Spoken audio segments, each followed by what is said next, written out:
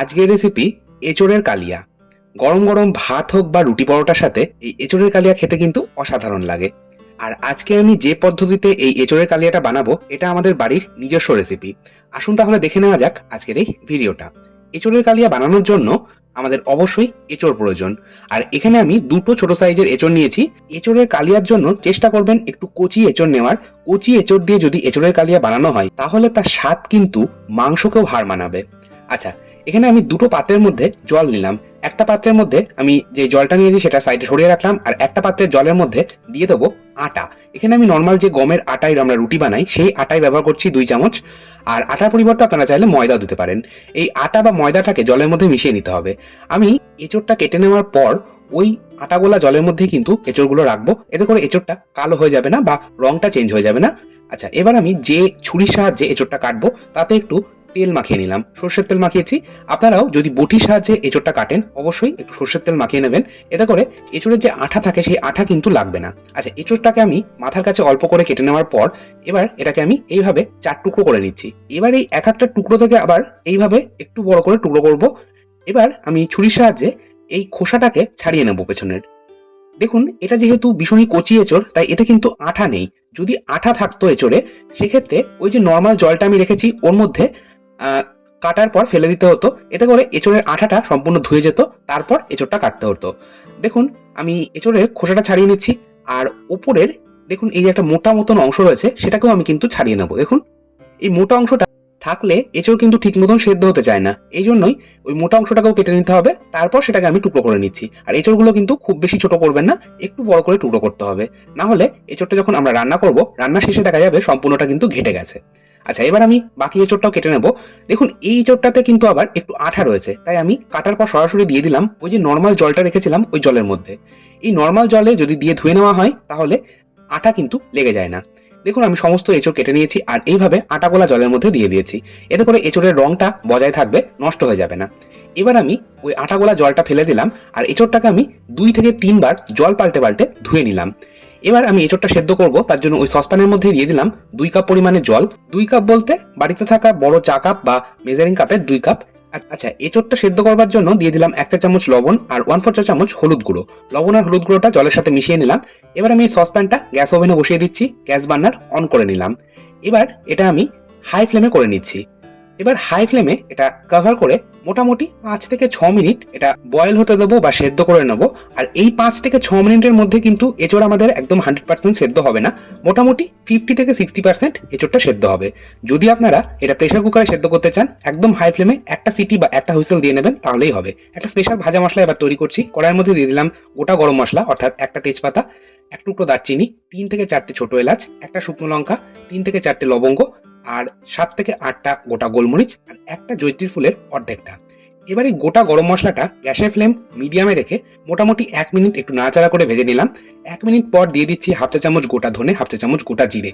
গ্যাসের ফ্লেমটাকে কিন্তু আমি এই পর্যায়ে বন্ধ করে দিলাম, কারণ কড়াইটা আমাদের বেশ গরম হয়ে গেছে। এই কড়াইয়ের হিটেই কিন্তু আমাদের বাকি মশলাটাও রোস্ট হয়ে যাবে। সম্পূর্ণ 2 মিনিট আমি মশলাটা রোস্ট করেছি। মশলা থেকে একটা সুন্দর গন্ধ বেরোতে শুরু করেছে। এই পর্যায়ে এই রোস্ট করে নেওয়া মশলাটা বা ভেজে নেওয়া মশলাটা একটা ছড়ানো থালার মধ্যে নিয়ে নিলাম যাতে দ্রুত ঠান্ডা হয়ে যায়। আচ্ছা, আমি শুকনো লঙ্কা মাথাটাও কেটে নিলাম আর বাকি মশলাগুলো একটু ছোট করে নিচ্ছি। তারপর একটু ঠান্ডা হলে এটা একটা ফাইন পাউডার বানিয়ে নেবো। আচ্ছা, অপরদিকে 6 মিনিট হয়ে গেছে। দেখুন, আমি কভারটা সরিয়ে নিলাম। আমাদের এঁচোড় কিন্তু মোটামুটি 50% বয়েল হয়ে গেছে বা সেদ্ধ হয়ে গেছে। আমি জল থেকে ছেঁকে তুলে নিচ্ছি একটা বড় স্ট্রেনারের মধ্যে যাতে এক্সট্রা জলটা ঝরে যায়। এবার আমি গ্রেভির জন্য একটা মশলার পেস্ট তৈরি করব। তার জন্য একটা গ্রাইন্ডিং জারের মধ্যে দিয়ে দিচ্ছি একটা মাঝারি সাইজের পেঁয়াজ। পেঁয়াজটা খোসা ছাড়িয়ে একটু বড় করে টুকরো করে রেখেছি। এরই সাথে দিচ্ছি আদা। এখানে আমি 1 ইঞ্চি আদা খোসা ছাড়িয়ে এইভাবে টুকরো করে রেখেছি। এরই সাথে দেবো 6 থেকে 7 কোয়া রসুন আর দেবো কাঁচা পাকা লঙ্কা। এখানে আমি 3টে কাঁচা পাকা লঙ্কা নিয়েছি। কাঁচা পাকা লঙ্কা দুরকম যদি মিশিয়ে নেওয়া হয় গ্রেভির কালারটা ভীষণ ভালো আসে। আর ঝালটা অবশ্যই নিজেদের স্বাদ মতন দিতে হবে। একটা মাঝারি সাইজের টমেটো টুকরো করে রেখেছি, সেটা দিয়ে দিলাম। এর সাথে কিছু গুঁড়ো মশলা দেবো, 1 চা চামচ ধনে গুঁড়ো, দিয়ে দেবো 1 চা চামচ জিরের গুঁড়ো। আর এখানে কিন্তু আমি ভাজা ধনে গুঁড়ো, ভাজা জিরের গুঁড়ো ব্যবহার করছি। আমি সবসময় রান্নায় ভাজা ধনে গুঁড়ো বা জিরের গুঁড়ো ব্যবহার করি। ধনে বা জিরেটাকে বাজার থেকে কেনার পর শুকনো কড়াই বা তাওয়াতে ড্রাই রোস্ট করে নিয়ে সেটা গুঁড়ো করে আলাদা কন্টেনারের মধ্যে করে স্টোর করে রাখি। দিয়ে দিলাম 1/2 চা চামচ হলুদ গুঁড়ো আর 1 চা চামচ কাশ্মীরি লঙ্কার গুঁড়ো। এই কাশ্মীরি লঙ্কার গুঁড়োতে ঝাল হয় না, তবে রংটা ভীষণ ভালো আসে। দিয়ে দিচ্ছি 1/4 চা চামচ অর্থাৎ 3/4 চা চামচ লবণ বা স্বাদ মতন লবণ। এটির সাথে খুব সামান্য একটু জল দেবো যাতে মশলার পেস্টটা একদম স্মুথ বা মিহি তৈরি হয়। এবার এটা একটা মিহি পেস্ট বানিয়ে নিচ্ছি। আমাদের গ্রেভির জন্য একটা মশলার পেস্ট রেডি। এবার গ্রেভির জন্য আরো একটা মশলার পেস্ট তৈরি করব। তার জন্য আরো একটা গ্রাইন্ডিং জারের মধ্যে নিয়ে নিচ্ছি 1 টেবিল চামচ ভাঙা কাজু। গোটা কাজু নিলে 7 থেকে 8টা গোটা কাজু নেবেন। এবার এটার একটা ফাইন পাউডার প্রথমে তৈরি করে নিলাম। দেখুন, একটা ফাইন পাউডার তৈরি করে নেওয়ার পর এর মধ্যে দিয়ে দেবো 3 চা চামচ টক দই। আর টক দই কিন্তু অতিরিক্ত পরিমাণে ব্যবহার করবেন না, যেহেতু টমেটোর ব্যবহার করা হয়েছে। টক দই যদি বেশি ব্যবহার করা হয় তাহলে কিন্তু আবার গ্রেভিতে টকের ভাবটা বেশি চলে আসবে। আচ্ছা, এটা আমি এবার আরো একবার গ্রাইন্ড করে নিলাম। আমাদের আরেকটা মশলার পেস্ট একদম রেডি। আর কাজু বাদামটা প্রথমে যেহেতু গ্রাইন্ড করে নিয়েছি, তাই মশলার পেস্টটা কিন্তু একদম স্মুথ তৈরি হয়েছে। চলে যাচ্ছি নেক্সট স্টেপে। কড়াইয়ের মধ্যে দিয়ে দিচ্ছি 1/4 কাপ অর্থাৎ 4 টেবিল চামচ পরিমাণে সর্ষের তেল। রান্নাটা কিন্তু সম্পূর্ণটাই সর্ষের তেলে হবে। আমাদের বাঙালিদের যে কোনো সাবেকি রান্না সর্ষের তেলে করলে টেস্টটা বেশি ভালো হয়। গ্যাসের ফ্লেমটাকে হাই ফ্লেমে করে তেলটা ভালো মতন গরম করে নিলাম। তেল গরম হয়ে গেলে আগে থেকে হাফ বয়েল করে রাখা এঁচোড়টা দিয়ে দিচ্ছি। এবার এঁচোড়টাকেও আমি গ্যাসের ফ্লেমটাকে মিডিয়ামে রেখে মোটামুটি 1 থেকে 1.5 মিনিট এটা ভেজে নেব। এবার 1 মিনিট পর দিয়ে দেবো আলু। এখানে আমি দুটো মাঝারি সাইজের আলু খোসা ছাড়িয়ে নিয়েছি, তারপর এইভাবে একটু বড় করে টুকরো করে নিয়েছি। এঁচোড়ের তরকারিতে যদি আলু ব্যবহার করা হয় টেস্টটা কিন্তু ভীষণ ভালো হয়। 1/2 চা চামচ লবণ দিলাম, এতে করে আলুর মধ্যে লবণটা ভালো মতন ঢুকে যাবে। আর লবণ দেওয়ার কারণে আলুটা একটু চটজলদি ভাজাও হবে। আচ্ছা, এবার আমি আলুটাকেও ভেজে নেব। আর গ্যাসের ফ্লেমটাকে মিডিয়ামে রেখে মোটামুটি 3 মিনিট আমি আলুটা ভাজবো। আপনারা চাইলে কিন্তু আলুটা আলাদা করে ভেজে নিতে পারেন, এঁচোড়টাকে আলাদা করে ভাজতে পারেন। তবে আমি সময় বাঁচানোর জন্য আলু আর এঁচোড়টাকে একই সাথে ভেজে নিচ্ছি। আর এইভাবে কভার করে করে একটু ভাজতে হবে। আর মাঝে মাঝে অবশ্যই ঢাকা চাপাটা একটু সরিয়ে নিয়ে নাড়াচাড়া করে নিতে হবে, না হলে কিন্তু আলুটা আবার নিচে লেগে যাবে, আবার পুড়েও যেতে পারে। সম্পূর্ণ 3 মিনিট আলু আর এঁচোড় আমি ভেজে নিয়েছি। এবার এটা একটা আলাদা পাত্রের মধ্যে তুলে নিচ্ছি। এবার বাকি রান্নাটা করবার জন্য কড়াইয়ের মধ্যে আমি কিন্তু আলাদা করে আর কোনো রকম তেলের ব্যবহার করছি না। আপনারা চাইলে যদি তেল বেশি ব্যবহার করতে চান এই পর্যায়ে আরো 1 চামচ তেল ব্যবহার করতেই পারেন। এবার কড়াইয়ের মধ্যে যে তেলটা রয়ে গেছে ওর মধ্যেই ফোড়নে দিচ্ছি একটা ফাটিয়ে নেওয়া তেজপাতা, একটা ফাটিয়ে নেওয়া শুকনো লঙ্কা, হাফ ইঞ্চি দারচিনি, দারচিনিটাকে একটু ভেঙে নিয়ে ব্যবহার করছি 3টে থেতো করে নেওয়া ছোট এলাচ, দিচ্ছি 3 থেকে 4টে লবঙ্গ, আর একটা জয়িত্রী ফুলের অর্ধেকটা আমি এইভাবে ভেঙে নিয়ে ব্যবহার করছি। জয়িত্রী যদি এইভাবে ফোড়নে ব্যবহার করা হয় টেস্টটা কিন্তু ভীষণ ভালো হয়। 1/4 চা চামচ গোটা জিরে দিলাম। এবার গ্যাসের আঁচটাকে মিডিয়ামে রেখেই আমি মোটামুটি 15 থেকে 20 সেকেন্ড মশলাটা নাড়াচাড়া করে ভেজে নিলাম। মশলা থেকে যখন একটা সুন্দর গন্ধ বেরোতে শুরু করবে দিয়ে দিলাম আগে থেকেই বানিয়ে রাখা মশলার পেস্ট।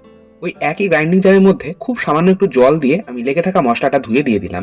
এবার এই মশলাটাকে কষিয়ে নিতে হবে। গ্যাসের আঁচটাকে লো মিডিয়ামে রেখে মোটামুটি 4 থেকে 5 মিনিট সময় ধরে মশলাটা কষাতে হবে। আমি 2 মিনিট মশলাটা কষিয়ে নেওয়ার পর দিয়ে দিলাম আগে থেকে ভেজে রাখা আলু আর এঁচোড়টা। এবার এই আলু আর এঁচোড়টাকেও আমি মশলার সাথে আরো মিনিট 3 সময় ধরে কষিয়ে নেব। গ্যাসের আঁচটাকে লো মিডিয়ামে রেখে একটু সময় নিয়ে যদি এই রান্নাটা করা হয় তাহলে কিন্তু টেস্টটা ভীষণ ভালো হয়। এই এঁচোড় আর আলুটা আমরা কষাচ্ছি এর উপরই কিন্তু নির্ভর করবে রান্নাটা কতটা টেস্টি হবে।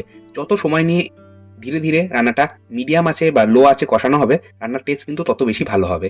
সম্পূর্ণ 4 মিনিট আমি মশলাটা কষিয়ে নেওয়ার পর দিয়ে দিলাম আগে থেকে যে হোয়াইট পেস্ট মানে কাজু বাদাম আর টক দইয়ের পেস্টটা বানিয়ে রেখেছিলাম সেটা সম্পূর্ণটা দিয়ে দিলাম। এই পেস্টটা আমি আগে ব্যবহার করিনি, কারণ কাজু বাদাম কিন্তু খুব দ্রুত নিচে লেগে যায়। তাই আগে যদি ব্যবহার করা হতো তাহলে মশলাটা ঠিক মতন কষানো যেত না, আর রান্নার টেস্টটা কিন্তু খুব একটা ভালো হতো না। তাই সব শেষে আমি এই হোয়াইট পেস্টটা দিয়ে মশলাটা আরো মিনিট দিয়ে কষিয়ে নিলাম। তারপর দিয়ে দিলাম গরম জল। আমি এখানে 2 কাপ গরম জল ব্যবহার করেছি। আপনারা অবশ্যই নিজেদের পছন্দ মতন মানে যতটা গ্রেভি রাখতে পছন্দ করবেন সেই মতনই জল ব্যবহার করবেন। আর রান্নায় কিন্তু অবশ্যই গরম জল ব্যবহার করতে হবে, তাহলে টেস্টটা বেশি ভালো হবে। এবার এটা কভার করে গ্যাসের ফ্লেম মিডিয়ামে রেখে 15 মিনিট আমি এটা কুক হতে দিয়েছি। 15 মিনিটের মধ্যে এঁচোড় কিন্তু সুসেদ্ধ হয়েছে। দেখুন, এবার 15 মিনিট পর আমি ঢাকা চাপা সরিয়ে দিয়ে দিচ্ছি 1 চা চামচ ভাজা মশলা, যেটা আগেই বানিয়ে রেখেছি। এই ভাজা মশলাটা যেটা রয়ে গেল এটা কিন্তু এয়ারটাইট কন্টেনারের মধ্যে করে আপনারা স্টোর করে রাখতে পারেন। তারপর যে কোনো নিরামিষ রান্না হোক বা আমিষ রান্নাতে সব শেষে ব্যবহার করবেন, টেস্টটা কিন্তু ভীষণ ভালো হবে। 1/2 চা চামচ চিনি দিয়েছি, চিনি কিন্তু টেস্টটাকে ব্যালেন্স করবে, তাই অবশ্যই একটু চিনি দেবেন। আর সব শেষে দিয়ে দিলাম 1 চা চামচ ঘি।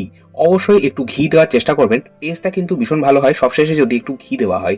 সমস্তটা মিশিয়ে নিয়ে গ্যাসের ফ্লেম বন্ধ করে দিচ্ছি আর 5 থেকে 10 মিনিট এটা কভার করে স্ট্যান্ডিং টাইমে রাখবো। তারপরে পরিবেশন করব। 10 মিনিট পর এটা আমি এবার পরিবেশন করছি।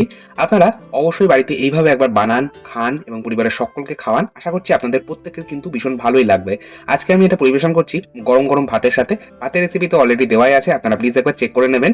আজকের মতো এই পর্যন্তই। আবার চলে আসবো নতুন কোনো ভিডিও নিয়ে, নতুন কোনো রেসিপি নিয়ে। আপনারাও তাহলে ভালো থাকুন, সুস্থ থাকুন। ধন্যবাদ।